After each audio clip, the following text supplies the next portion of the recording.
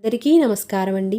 ఈరోజు మన వీడియోలో చైత్రమాసంలో అమ్మవారి నవరాత్రుల్లో పూజ ఏ విధంగా చేసుకోవాలి, 9 రోజులు అమ్మవారిని ఏ విధంగా ఆరాధించాలి, నైవేద్యాలు ఏం పెట్టాలి, వాటన్నిటిని గురించి కూడా ఈ వీడియోలో అయితే మనం తెలుసుకుందాము. మనకి ప్రతి సంవత్సరం కూడా 12 నెలలలో మనకి 4 సార్లు అమ్మవారికి సంబంధించిన నవరాత్రులైతే వస్తాయి. అందులో చైత్రమాసంలో వచ్చే నవరాత్రులు వసంత నవరాత్రులు. ఈ నవరాత్రులకు అధిష్టాన దేవత లలితా త్రిపుర సుందరీ దేవి. అలాగే ఆషాఢ మాసంలో కూడా మనకి గుప్త నవరాత్రులైతే వస్తాయి. అధిష్టాన దేవత వారాహీదేవి. అలాగే అందరికీ తెలిసిన ఆశ్వయుజ మాసంలో వచ్చే నవరాత్రులు శరన్నవరాత్రులు. ఈ 9 రోజులు కూడా దుర్గాదేవిని అయితే పూజిస్తాము. అలాగే మాఘమాసంలో వచ్చే నవరాత్రులు శ్యామలాదేవి నవరాత్రులు. అధిష్టాన దేవత శ్యామలాదేవి. ఈ మాఘమాసంలో ఈ 9 రోజులు కూడా మనం శ్యామలాదేవిని అయితే పూజిస్తూ ఉంటాము. ఈ చైత్రమాసంలో వచ్చే నవరాత్రులకు ఎంతో విశిష్టత అయితే ఉంది. ఈ సమయంలో లలితాదేవిని 9 రోజుల పాటు 9 ప్రత్యేక రూపాల్లో అలంకరిస్తారు. ఎంతో భక్తి శ్రద్ధలతో అమ్మవారికి పూజలు నిర్వహిస్తారు. ఈ వసంత నవరాత్రులు మనకి చైత్ర శుద్ధ పాడ్యమి రోజు అంటే ఉగాది రోజు ప్రారంభమయ్యి శ్రీరాముడు జన్మించిన రోజు వరకు అంటే చైత్ర శుద్ధ నవమి వరకు కొనసాగుతాయి. అందుకే నవమి రోజు శ్రీరామనవమి జయంతిని జరుపుకుంటారు. వసంత నవరాత్రుల్లో ఉదయాన్నే లేచి ఇల్లంతా కూడా శుభ్రం చేసుకొని మన ఇంటి గుమ్మాన్ని పచ్చటి మామిడాకులతో అలంకరించుకొని, ఈరోజు ఉగాది కాబట్టి ప్రతి ఒక్కరూ కూడా అలంకరించుకుంటారు. అలానే పూజా గదిలో నిత్య పూజ అంటే నిత్యం రోజు చేసే పూజ చేసుకొని ఆ తర్వాత లలితాదేవికి అయితే మనం పూజ స్టార్ట్ చేసుకోవాలి. ఈ పూజ కోసం లలితాదేవి ఫోటో ఉన్నట్లయితే ఆ ఫోటోని కానీ లేదంటే దుర్గాదేవి ఫోటో అయినా కూడా పెట్టుకోవచ్చు. మరి ఈ వసంత నవరాత్రుల్లో లలితాదేవిని ఏ విధంగా పూజించాలి, ఏం నైవేద్యాలను పెట్టాలి, 9 రోజులు ఎలాంటి నియమాలను పాటించాలి, వాటన్నిటిని గురించి కూడా తెలుసుకుందాము. ఈ లలితాదేవి నవరాత్రుల్లో 9 రోజులు ఉపవాసం ఉండి పూజ చేస్తాం అనుకునే వాళ్ళు సపరేట్గా పీఠం వేసుకొని అమ్మవారి ఫోటోని పెట్టుకొని పూజ చేసుకోవచ్చు. అలాగే అఖండ దీపం పెట్టే వాళ్ళు కూడా అఖండ దీపం పెట్టుకోవచ్చు. కానీ అఖండ దీపం పెట్టినప్పుడు దీపం నిండుకోకుండా చూసుకోవాలి. అలా పెట్టగలము అన్నప్పుడే పెట్టుకోవాలి. అఖండ దీపం ఇంట్లో పెట్టినప్పుడు అమ్మవారికి సపరేట్గా పీఠం వేసి చేసినప్పుడు ఇంట్లో మాంసాహారం తినడం కానీ అలాంటివైతే అస్సలు చేయకూడదు. ఉగాది రోజున ప్రారంభమయ్యే వసంత నవరాత్రుల్లో అమ్మవారికి సపరేట్గా పీఠం వేసుకొని అమ్మవారి ఫోటోను పెట్టుకోవాలి. ఈ పీఠం పైన రెడ్ కలర్ క్లాత్ని వేసుకొని బియ్యపిండితో ఒక పద్మం ముగ్గును కూడా వేసుకోవాలి. అమ్మవారి ఫోటోని చక్కగా తుడుచుకొని గంధం కుంకుమ బొట్లతో అలంకరించుకొని పూలమాలతో పూలతో అలంకరించుకోవాలి. అలాగే దీపపు కుందులు పెట్టుకొని దీపాలలో నువ్వుల నూనె కానీ నెయ్యి కానీ కొబ్బరి నూనె కానీ వేసి దీపాన్ని ఏకహారతితో వెలిగించాలి. ఆ తర్వాత అమ్మవారికి పూజకు సంబంధించిన అన్ని సామాగ్రిని కూడా మనం ఏర్పాటు చేసుకోవాలి. అమ్మవారి ఫోటో ముందు తప్పనిసరిగా పసుపు కుంకుమ అయితే పెట్టుకోవాలి. అలాగే అమ్మవారికి పూజ చేసేటప్పుడు తప్పనిసరిగా మంగళహారతిని కూడా ఏర్పాటు చేసుకోవాలి. చిన్న కలశపు చెంబును కూడా ఏర్పాటు చేసుకోవాలి. ఈ కలశపు చెంబులో నిండా నీళ్లను తీసుకొని అందులో పసుపు కుంకుమ గంధం అక్షంతలు ఒక పువ్వును వేసి బొట్టు కూడా పెట్టాలి. అలాగే మనం ఆచమనీయం చేసుకోవడానికి ఒక చిన్న గ్లాసుని కూడా ఏర్పాటు చేసుకోవాలి. అమ్మవారికి మన ఇంట్లో ఏ రకాల పండ్లున్నా నైవేద్యాలున్నా కూడా పెట్టుకోవడానికి ముందుగానే ఏర్పాటు చేసుకోవాలి. లలితాదేవికి ఈ వసంత నవరాత్రుల్లో 9 రోజులు పడ్డ వాళ్ళైతే 9 రోజులు పూజ చేసుకోవచ్చు.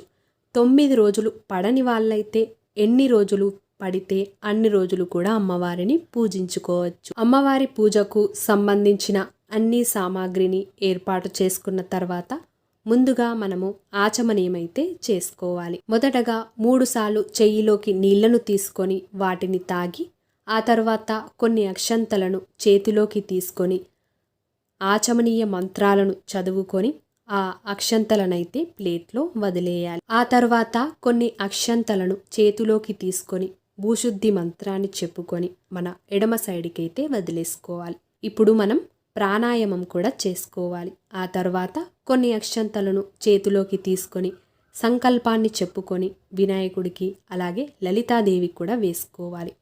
ఇప్పుడు మనం చిన్న కలశాన్ని ఏర్పాటు చేసుకున్నాం కదా, ఆ కలశం పైన చెయ్యిని పెట్టి కలశ మంత్రాన్ని చదువుకొని కలశంలో ఉన్న నీళ్లను పూజా సామాన్ పైన, దేవుడి పటాలపైన, మనపైన, కుదిరితే ఇల్లంతా కూడా చల్లాలి. ఇలా చల్లడం వల్ల మన పూజకు ఏం ఆటంకం రాకుండా ఇంట్లో ఏ నెగటివ్ ఎనర్జీ లేకుండా బయటికి వెళ్ళిపోతుంది.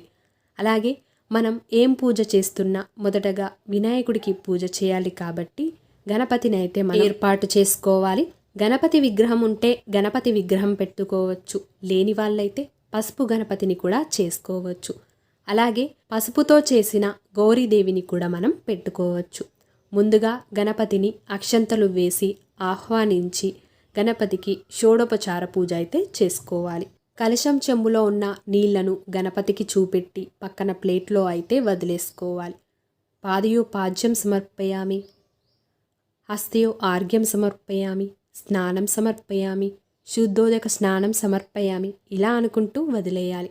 మంత్రాలు వచ్చిన వాళ్ళైతే మంత్రాలు చదవచ్చు, రాని వాళ్ళైతే నార్మల్గా కలశపు చెంబులో ఉన్న నీళ్లను గణపతికి చూపెట్టి పక్కన ప్లేట్లో వదిలేసుకుంటే సరిపోతుంది. ఆ తర్వాత గణపతికి పసుపు, కుంకుమ, గంధం, అక్షంతలు, పువ్వులు ఇలా కుంకుమ సమర్పయామి, గంధం సమర్పయామి అనుకుంటూ కూడా అన్నీ సమర్పించుకోవాలి.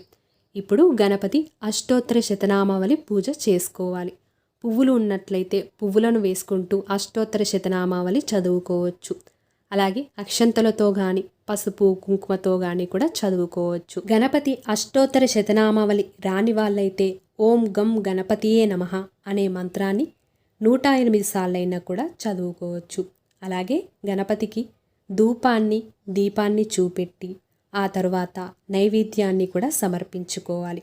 నైవేద్యాన్ని పెట్టి నైవేద్యం చుట్టూ కూడా నీళ్లను తిప్పి స్వామివారికి చూపెట్టాలి. ఆ తరువాత తాంబూలం సమర్పయామి అనుకుంటూ ఒక 2 తమలపాకులను తీసుకొని స్వామివారికైతే సమర్పించుకోవాలి. ఆ తరువాత మంగళహారతి పాట పాడుతూ స్వామివారికి మంగళహారతిని సమర్పించి ప్లేట్ చుట్టూ కూడా నీళ్లను తిప్పి గణపతికి చూపెట్టాలి. ఇప్పుడు కర్పూర హారతితో గంట కొడుతూ కర్పూర హారతిని కూడా మనం వినాయకుడికైతే సమర్పించాలి. ఈ ప్లేట్ చుట్టూ కూడా నీళ్లను తిప్పి స్వామివారికి చూపెట్టి మనం కూడా తీసుకోవాలి. అలాగే ఇంట్లో ఉన్న వాళ్ళందరికీ కూడా చూపెట్టాలి. అలాగే గణపతికి మంత్రపుష్పం సమర్పయామి అనుకుంటూ ఒక పువ్వు కొన్ని అక్షంతలను కూడా సమర్పించుకోవాలి. ఇప్పుడు పూజలో ఏవైనా పొరపాట్లుంటే క్షమించమని, అలాగే ఈ 9 రోజుల పూజకు ఏ ఆటంకాలు రాకుండా పూజంతా కూడా బాగా జరగాలని మొక్కుకొని గణపతికి క్షమామంత్రం అయితే చెప్పుకోవాలి. ఆ తరువాత మనం లలితాదేవినైతే ఆహ్వానించాలి. కొన్ని అక్షంతలు అమ్మవారి ఫోటో దగ్గర వేసి ఆవాహయామి అనుకుంటూ ఆహ్వానించాలి. ఇప్పుడు కలశపు చెంబులో ఉన్న నీళ్లను చూపెట్టి పక్కన ప్లేట్లో వదిలేసుకోవాలి. పాదయో పాద్యం సమర్పయామి, హస్తయో ఆర్ఘ్యం సమర్పయామి, శుద్ధోదక స్నానం సమర్పయామి అనుకుంటూ పక్కన ప్లేట్లో నీళ్లను చూపెడుతూ వదిలేయాలి. ఆ తర్వాత అమ్మవారికి పసుపు, కుంకుమ, గంధం, అక్షంతలు, పువ్వులు ఇలా ఒకదాని తర్వాత ఒకటి సమర్పయామి అనుకుంటూ సమర్పించుకోవాలి. లలితాదేవికి చాలా ఇష్టమైంది కుంకుమ పూజ. ఈ 9 రోజులు కూడా మనం కుంకుమ పూజ అయితే తప్పనిసరిగా ఉదయం సాయంత్రం చేసుకోవాలి. ఇలా చేసుకోవడం వల్ల నిత్య సుమంగలిగా ఉంటారు. అలాగే ఉద్యోగం రాని వాళ్ళకి ఉద్యోగం, ఇంట్లో అనేక రకాల కష్టాలతో బాధపడుతున్న వారికి వాటి నుండి విముక్తి లభిస్తుంది. అలాగే ఆర్థిక పరంగా సమస్యలున్నా కూడా అవి కూడా తీరుతాయి. అమ్మవారికి అష్టోత్తర శతనామావళి పూజ చేసుకోవాలి. అమ్మవారికి ఎక్కువ కుంకుమ అంటే ఇష్టం కాబట్టి కుంకుమతో లలితా సహస్రనామం కానీ, లలితా చాలీసా కానీ, మణిద్వీప వర్ణన కానీ, లలితాదేవి అష్టోత్తర శతనామావళి కానీ ఇలా మీకు ఏది వచ్చినా కూడా చదువుకోవచ్చు. అన్నిటికంటే లలితా సహస్రనామం చదువుకుంటూ ఉదయం సాయంత్రం ఈ విధంగా పూజించినట్లయితే తప్పకుండా మీకైతే పరిష్కారం దొరుకుతుంది. ఈ లలితా సహస్రనామం అలాగే లలితా చాలిస, మణిద్వీప వర్ణన ఇవన్నీ కూడా మనకి లలితా సహస్రనామం బుక్లో అయితే దొరుకుతాయి. ఇవి మనకు ఏ పూజా స్టోర్స్కి వెళ్ళినా కూడా ఈ బుక్స్ అయితే దొరుకుతాయి. వాటిలో అన్నీ కూడా మనం చదువుకోవచ్చు. ధూపం సమర్పయామి అనుకుంటూ ధూపాన్ని, అలాగే దీపం సమర్పయామి అనుకుంటూ దీపాన్ని కూడా సమర్పించుకోవాలి. ఆ తర్వాత అలాగే ఈరోజు ఉగాది కాబట్టి అమ్మవారికి ఉగాది పచ్చడి కూడా నైవేద్యంగా సమర్పించవచ్చు. ఇంట్లో ఏ రకం పండ్లున్నా కూడా సమర్పించవచ్చు. మరి 9 రోజులు కూడా ఇలానే నైవేద్యం సమర్పించాలా అన్నది తెలుసుకుంటే, అలా కాకపోయినా వడపప్పు పానకమైనా కూడా అమ్మవారికి సమర్పించవచ్చు. మంగళహారతి పాట పాడుతూ అమ్మవారికి మంగళ నీరాజనమైతే ఇవ్వాలి. ఇప్పుడు ప్లేట్ చుట్టూ కూడా నీళ్ళను తిప్పి అమ్మవారికి చూపెట్టాలి. ఆ తర్వాత మొదటి రోజు కాబట్టి కొబ్బరికాయ కొట్టాలి అనుకునే వాళ్ళు కొబ్బరికాయ కూడా కొట్టవచ్చు. ఇప్పుడు కర్పూర హారతితో గంట కొడుతూ కర్పూర హారతిని కూడా మనం సమర్పించాలి. ఈ ప్లేట్ చుట్టూ కూడా నీళ్లను తిప్పి అమ్మవారికి చూపెట్టి మనం తీసుకొని ఇంట్లో వాళ్ళందరికీ కూడా చూపెట్టాలి. అలాగే ఈరోజు అమ్మవారికి వాయనంగా చీర, 2 జాకెట్ ముక్కలు, పువ్వులు ఇలా అమ్మవారికి పెట్టవలసిన వాయనంలో అన్నీ పెట్టి కూడా అమ్మవారికి సమర్పిస్తే చాలా మంచిది. ఈరోజు కొత్త సంవత్సరం ప్రారంభమవుతుంది. అలాగే వసంత నవరాత్రులు కాబట్టి మొదటి రోజు వాయనంగా ఇచ్చినట్లయితే చాలా మంచిది. ఒక పువ్వు, కొన్ని అక్షంతలను చేతిలోకి తీసుకొని మంత్రపుష్పం సమర్పయామి అనుకుంటూ అమ్మవారికైతే సమర్పించాలి.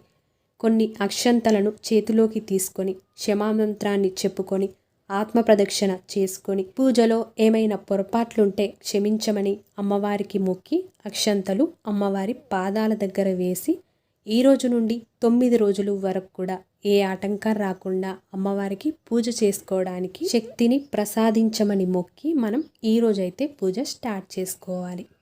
అలాగే ఈ 9 రోజుల నియమాలను చూసుకుంటే మాంసాహారం తినకూడదు. ఇంట్లో అబద్ధాలు మాట్లాడడం, బూతులు మాట్లాడడం ఇలాంటివి చెయ్యకూడదు. అలాగే బ్రహ్మచర్యాన్ని పాటించాలి. అలాగే అఖండ దీపం ఈరోజు పెట్టేవాళ్ళు ఎలాంటి నియమాలను పాటించాలి, అఖండ దీపం ఎలా పెట్టాలి, ఆల్రెడీ ఆశ్వేజ మాసంలో వచ్చే దుర్గాదేవి శరన్నవరాత్రుల్లో అఖండ దీపం ఎలా పెట్టాలి అన్నది ఆ వీడియోలో క్లియర్గా చెప్పాను. వీడియో లింకు డిస్క్రిప్షన్లో ఇస్తాను. ఈ నవరాత్రుల్లో కూడా అఖండ దీపం పెట్టాలి అనుకునే వాళ్ళు ఆ విధంగానే పెట్టుకోవచ్చు. ఈ వసంత నవరాత్రుల్లో 9 రోజులు పడకపోయినా 5 రోజులు కానీ చివరి 3 రోజులు కానీ అమ్మవారికి అయితే చేసుకోవచ్చు. లేదంటే ఒక్కరోజు మిగిలినా కూడా అమ్మవారిని భక్తి శ్రద్ధలతో పూజించుకున్న చాలా మంచిది. చాప వేసుకొని కింద పడుకోవాలి. అలాగే ఆహార నియమాలను చూసుకుంటే ఒక పూట భోజనం చేయాలి. అది మధ్యాహ్నం వేళైనా కూడా చేసుకోవచ్చు. అలాగే అల్లం, వెల్లుల్లి, ఉల్లిగడ్డ ఇలాంటి పదార్థాలు లేని ఆహారం తీసుకున్నట్లయితే చాలా మంచిది.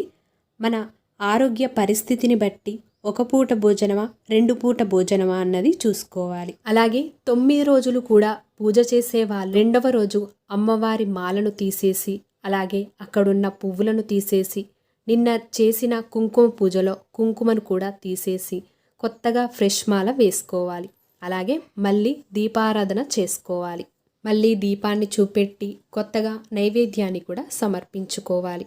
ఇలానే 9 రోజులు కూడా చేస్తూ ఉండాలి. 9 రోజులు అమ్మవారి పూజ అయిపోయిన తర్వాత 11వ తేదీ ఏప్రిల్ రోజున సోమవారం అమ్మవారి ఫోటోని ఉదయం తెల్లవారుజామున కదిలించి యథాస్థానంలో అయితే పెట్టుకోవాలి.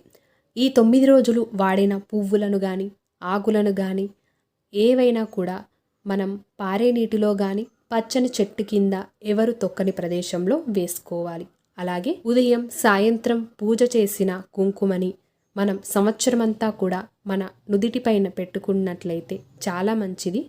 ఈ వీడియో మీకు నచ్చినట్లయితే తప్పకుండా మీ యొక్క లైక్తో నాకు సపోర్ట్ని తెలియజేసి మరిన్ని వీడియోస్ కోసం మన ఛానల్ని సబ్స్క్రైబ్ చేసుకొని పక్కన ఉన్న బెల్ ఐకాన్ని కూడా క్లిక్ చేయండి.